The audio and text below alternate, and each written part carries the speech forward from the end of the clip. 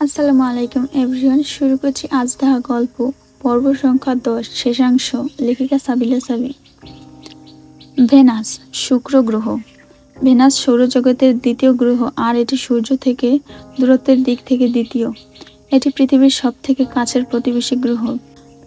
পৃথিবীর যমজ বা পৃথিবীর বোন গ্রহ নামে পরিচিত, কারণ আকার এবং গঠনগতভাবে এটি পৃথিবীর সাথে অনেকটা মিল রেখে। তবে ভেনাসের পরিবেশ পৃথিবীর থেকে একেবারে ভিন্ন। ভেনাস পৃথিবীর চেয়ে কিছুটা ছোট, এর ব্যাস প্রায় 12,104 কিলোমিটার। ভেনাস একটি অগ্নিময় গ্রহ যেখানে প্রকৃতি তার চরম রূপে বিরাজমান।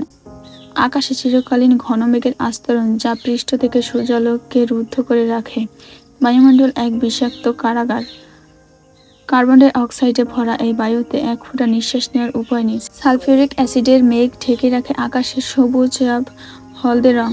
মেঘের নিচে তপ্ত বাতাসে ভেসে বেড়ায় গরম কণা, প্রতিটি শ্বাসের সঙ্গে শরীরের আগুন ঢোকে।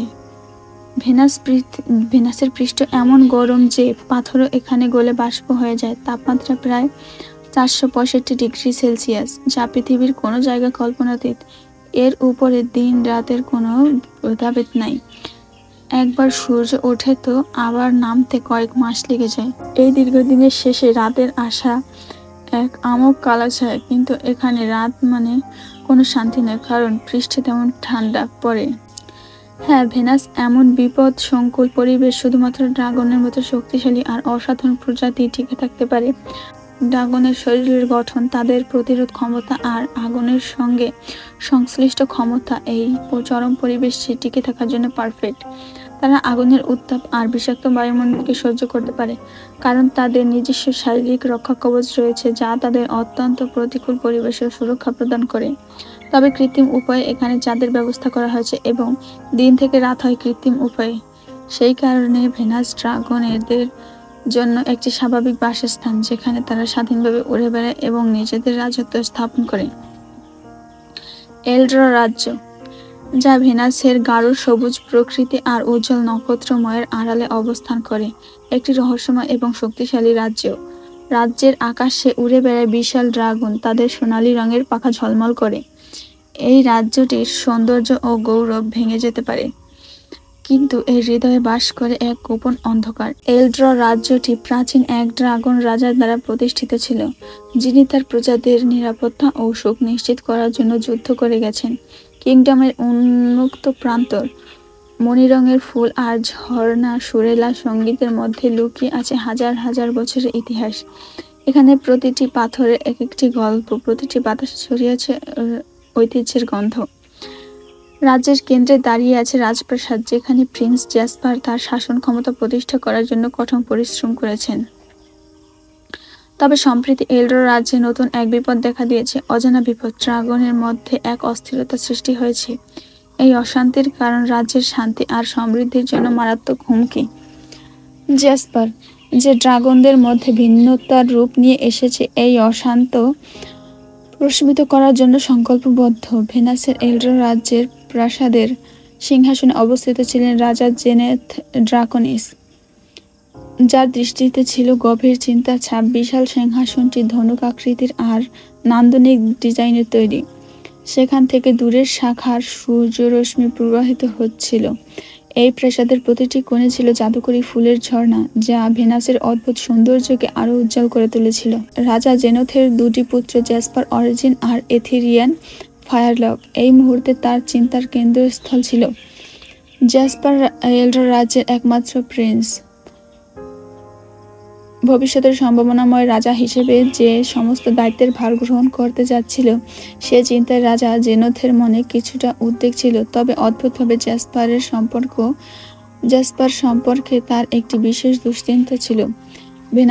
ভেনাসের উষ্ণ বাতাসের মধ্যে রাজা মনে মনে ফিরছিলেন অতীতে, যখন তার ছোট ভাই ড্রাইগনাস, এক শক্তিশালী ড্রাগন, একজন সাধারণ মানবের প্রেমে পড়েছিল।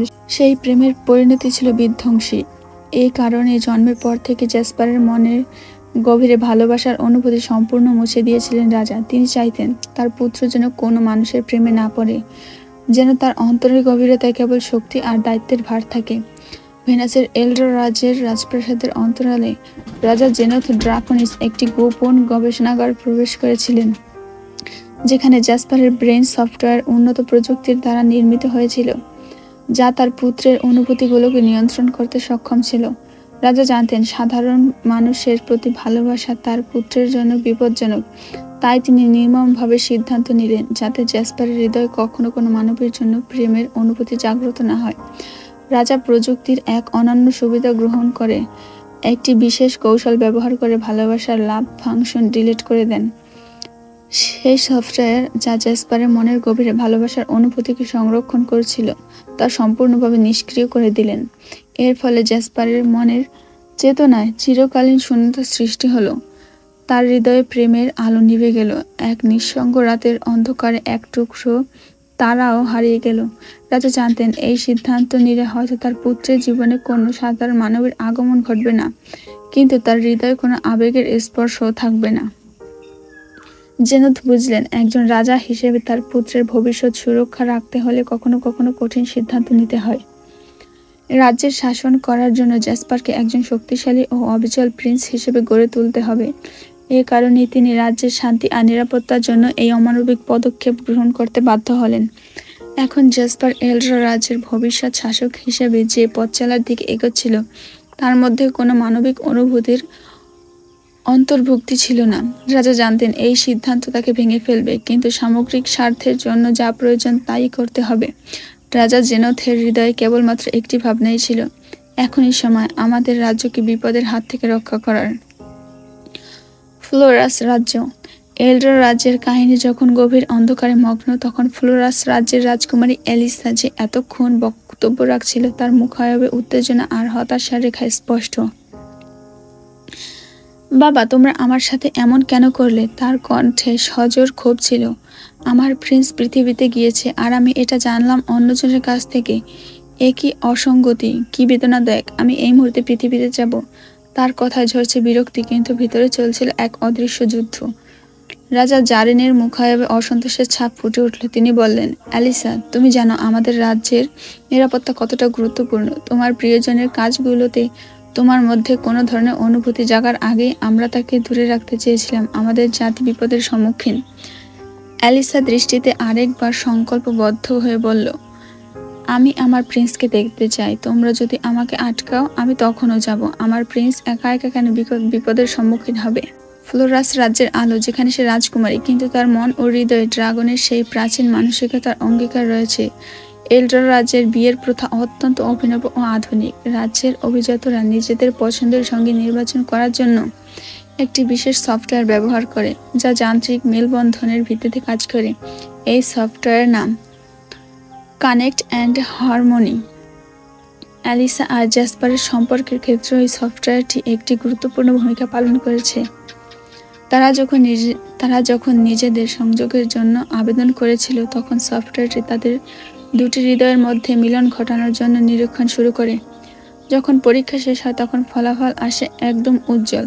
কম্পিউটারে লেখা হয় মেলবন্ধন স্কোর 100%। এই ফলাফল রাজ্যের জন্য একটি গুরুত্বপূর্ণ বিষয় হয়ে ওঠে, কারণ এটি প্রমাণ করে যে তাদের সম্পর্কটি কেবল সঙ্গীত ও অনুভূতির জড়িয়ে নয়, বরং একটি অটোমেটেড সিস্টেমের বিচারে সম্পূর্ণ সঠিক। অ্যালিসার কাছে এসব ভালোবাসা হলে জ্যাসপারের কাছে শুধুই প্রোগ্রামিং। তার ড্রাকনিসের কথায় আর বংশ বিস্তারের জন্য এই সিদ্ধান্তে রাজি হয়েছিল। রাজা জারেন এবং রাজা ড্রাকনিস আর রাজ্যবাসী এই ফলাফলকে সম্মানিত করেন আর অ্যালিসা ও জ্যাসপারকে বিয়ের জন্য প্রস্তুত শুরু করেন। এলডর রাজ্যের ড্রাগনরা জানেন যে এই সফটওয়্যারটি শুধু প্রযুক্তির অগ্রগতি নয়, বরং বংশবিস্তারের একটি নতুন দৃষ্টান্ত স্থাপন করে। অ্যালিসার মনোভাব ছিল এক প্রকার সংকল্পে ভরা। ফ্লোরাস রাজ্যের সবাই যখন তার পৃথিবীতে যাওয়ার চিন্তাকে অবহেলা করছিল, তখন সে একটি বিপ্লবী সিদ্ধান্ত নিয়েছে। প্রতিটি কথার মধ্যে যখন নিষেধাজ্ঞার সুর বাজছিল, তখন তার হৃদয়ে স্বাধীনতার আকাঙ্ক্ষা গাঢ় হচ্ছিল। আমার প্রিন্স অর্জিন পৃথিবীতে গেছে, সে একান্তে বলল। কেন আমি নিজেকে সীমাবদ্ধ রাখবো? আমি ভালোবাসি তাকে, আমি তাকে একা ছাড়তে পারি না। জ্যাসপারের সাথে দেখা করা আমার জন্য অপরিহার্য। রাজ্যের নিরাপত্তা আর শাসক পরিবারের নিয়মকানুন ভেঙে বেড়াজালে বন্দী থাকা এলিসা জানত। তবে তার মনে দৃঢ় বিশ্বাস ছিল যে ভালোবাসা আর সম্পর্কের জন্য কিছু ঝুঁকি নেওয়া প্রয়োজন।